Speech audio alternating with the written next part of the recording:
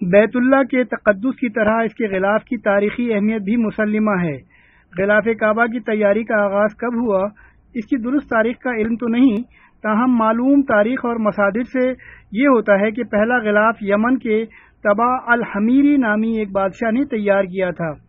چونکہ طبع یمنی بادشاہوں کا لقب تھا اور اس دور میں یمنی بادشاہ اپنے نام کے ساتھ یہ لقب شامل کرتا تھا، طبع الحمیری نے مکہ مکرمہ کے دورے کے بعد واپسی پر ایک موٹے کپڑے کی مدد سے غلاف کعبہ تیار کیا۔ بعد ازاں اسی بادشاہ نے معافیریہ کپڑے سے غلاف تیار کیا۔ معافیریہ یمن کا ایک قصبہ تھا جہاں سوت سے کپڑے تیار کیے جاتے تھے اور اسی نام سے اس کپڑے کو معافیر یا معافیریہ کہا جاتا تھا۔ اس کے بعد ایک نرم اور رقیق دھاگے سے غلاف کعبہ تیار کیا گیا۔ دور جاہلیت میں ہی سرخ رنگ کا یمانی ڈیزائن کے مطابق غلاف تیار کیا گیا۔ طبع بادشاہ کے بعد دور جاہلیت کے دوسرے فرما رواں نے بھی غلاف کعبہ میں دلچسپی کا مظاہرہ کیا۔ بعد میں آنے والوں نے چمڑے کا غلاف بھی تیار کیا۔ تاریخی مصادر سے معلوم ہوتا ہے کہ غلاف کعبہ کی تیاری میں ہر آنے والا حکمران پہلے سے بڑھ کر اسے محنت کرتا۔ اللہ کے گھر کے غلاف کے معاملے میں بادشاہوں میں بھی ایک مقابلے کی کیفیت تھی۔ زمانے قبل اسلام کی طرح غلاف کعبہ کی روایت عہد اسلامی میں بھی برقرار رہی۔ یہ معلوم نہیں کہ فتح مکہ سے قبل عہد نبوی میں غلاف کعبہ تیار کیا گیا یا نہیں، البتہ روایات سے معلوم ہوتا ہے کہ نبی اکرم صلی اللہ علیہ وآلہ وسلم نے القباتی نامی کپڑے سے غلاف تیار کرایا تھا۔ یوں یہ اسلامی عہد میں پہلا غلاف کعبہ تھا۔ ایک تاریخی روایت سے یہ بھی معلوم ہوتا ہے کہ نبی اکرم صلی اللہ علیہ وآلہ وسلم نے مشرکین مکہ کے دور کا تیار کردہ غلاف کعبہ اس وقت تبدیل کیا جب ایک خاتون کے ہاتھوں غلاف کعبہ کا کچھ حصہ جل گیا تو آپ نے یمانی کپڑے سے نیا غلاف تیار کرایا تھا۔ خلفائے راشدین میں حضرت ابوبکر صدیق رضی اللہ عنہ اور حضرت عمر فاروق رضی اللہ عنہ کے عہد میں القباتی اور یمانی کپڑے کے غلاف تیار کیے گئے۔ حضرت عثمان بن عفان نے نیا غلاف تیار کرنے کے بجائے بیک وقت 2 غلاف چڑھا دیے تھے۔ ایک ہی وقت میں خانہ کعبہ کے 2 غلافوں کا یہ پہلا واقعہ ہے۔ دیگر خلفائے راشدین کے برعکس حضرت علی رضی اللہ عنہ کا عہد حکومت پرفتن دور رہا اور انہیں غلاف کعبہ کی تیاری کا موقع نہیں مل سکا، البتہ ان کے بعد آنے والے خلفاء اور سلاطین نے غلاف کعبہ کی تیاری کو اپنے فرائض مذہبی و دینی میں شامل رکھا۔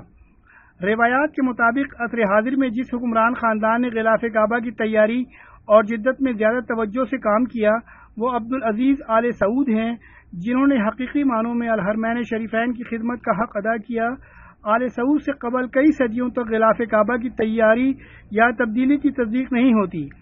شاید اس کی بنیادی وجہ عالم اسلام میں جاری سیاسی تنازعات تھے، جن کی وجہ سے کسی مسلمان حکمران کو اس طرف توجہ دینے کا موقع نہیں مل سکا۔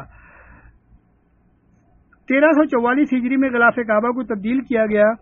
سعودی حکمران خاندان نے نہ صرف غلاف کعبہ کی منفرد انداز میں تیاری کا بیڑا اٹھایا بلکہ اس مقصد کے لیے خصوصی بجٹ مقرر کرنے کے ساتھ سن 1346 میں ایک محکمہ بھی قائم کیا جو غلاف کعبہ کے لیے نہایت عمدہ کپڑے کے دھاگے سے غلاف کی تیاری تک تمام مراحل کی بذات خود نگرانی کرتا۔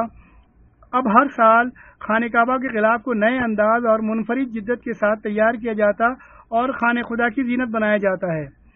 سعودی عرب کے حکمران خاندان نے غلاف کعبہ کی تیاری کے لیے الگ سے محکمہ قائم کرنے کے بعد 1397 ہجری میں الجود بندرگاہ پر اس مقصد کے لیے خصوصی کارخانہ قائم کیا۔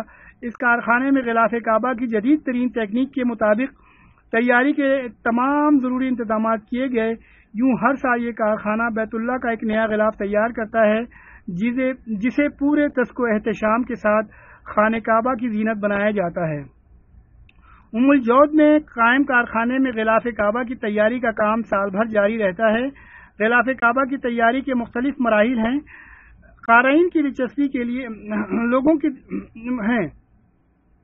خانہ کعبہ کی تیاری کے لیے نہایت عمدہ السرسین نامی ریشم کا دھاگا استعمال کیا جاتا ہے۔ عموماً غلاف کے لیے 670 کلو گرام خالص ریشمی دھاگا استعمال کیا جاتا ہے۔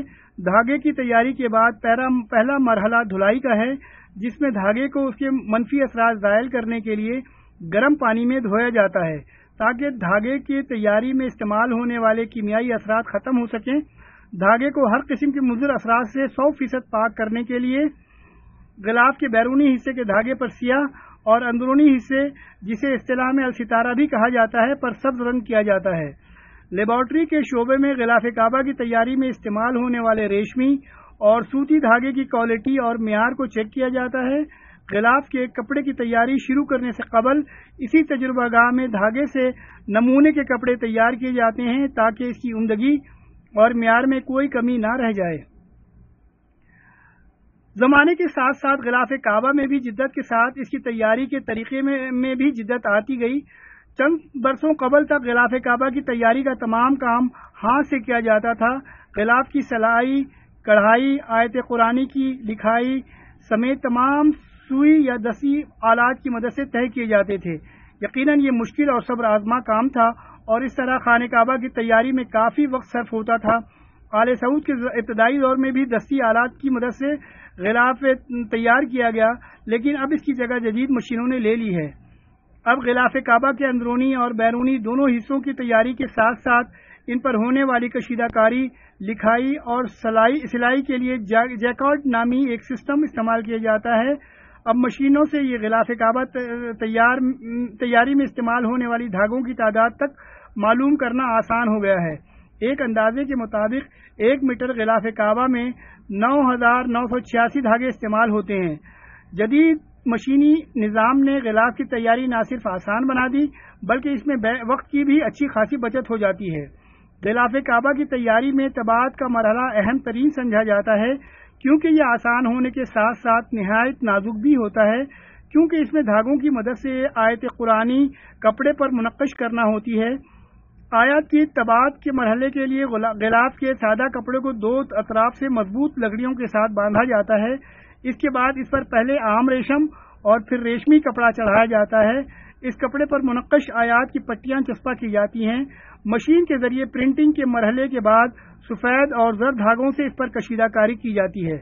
غلاف کعبہ کی تیاری میں طباعت کی طرح اس پر آیات کی کشیدہ کاری اور کڑھائی کا کام بھی نہایت حساس سمجھا جاتا ہے۔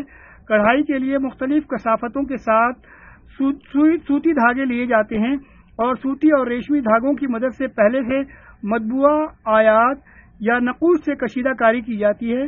کشیدہ کاری کے لیے سوتی، ریشمی دھاگوں کے علاوہ آیات کی تزئین کے لیے سونے اور چاندی کے ریشے بھی استعمال کیے جاتے ہیں۔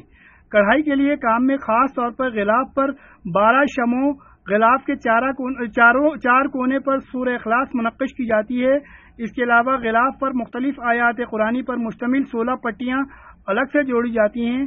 ایک بڑی پٹی غلاف کعبہ کے سامنے باب کعبہ کی طرف لگائی جاتی ہے، جس پر غلاف کی تیاری کے حوالے سے مملکت سعودی عرب کی کاوش کے عربی الفاظ لکھے جاتے ہیں۔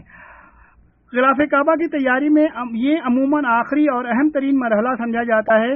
اس مرحلے میں غلاف کعبہ کے چاروں اطراف کے اجزاء کو باہم مربوط کرنے کے بعد ان کی سلائی کی جاتی ہے، جس کی تکمیل کے بعد اسے خانہ کعبہ پر چڑھا دیا جاتا ہے۔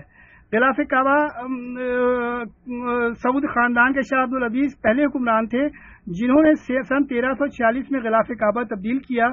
انہی کے دور میں 1403 کو غلاف کعبہ کا اندرونی کپڑا تبدیل کیا گیا اور سن 1417 کو دوبارہ مکمل غلاف تبدیل کیا گیا۔ غلاف کعبہ کی تیاری میں 670 کلوگرام خالص ریشم استعمال کیا جاتا ہے۔ غلاف کعبہ کی موٹائی 98 سینٹی میٹر ہوتی ہے۔ غلاف کعبہ کی اونچائی 14 میٹر ہے۔ رکتین کی جانب سے غلاف کی چوڑائی 10.78 میٹر ہوتی ہے۔ ملتزم کی جانب سے غلاف کی چوڑائی 12.25 میٹر، حجر اسود کی سمت سے 10.29 میٹر، جبکہ باب ابراہیم کی جانب سے 12.74 میٹر ہوتی ہے۔